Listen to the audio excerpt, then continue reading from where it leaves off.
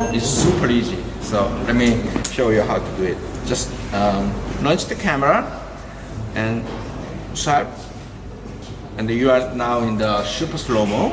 So all you need to do is just pointing the object where you want to capture and just start. That's it.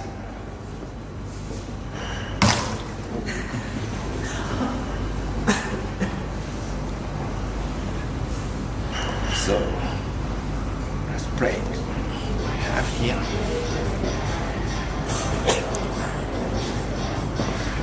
So S9 automatically add the background music, and then you can change with your own music.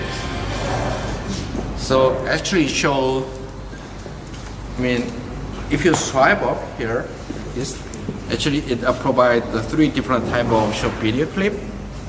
And then let's check about the reverse one.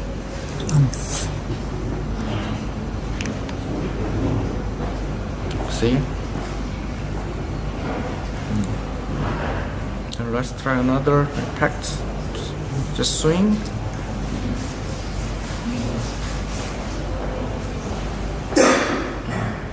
So all this video provided with the AJAF format, so you can simply share to your friends, or you can upload it as SNS.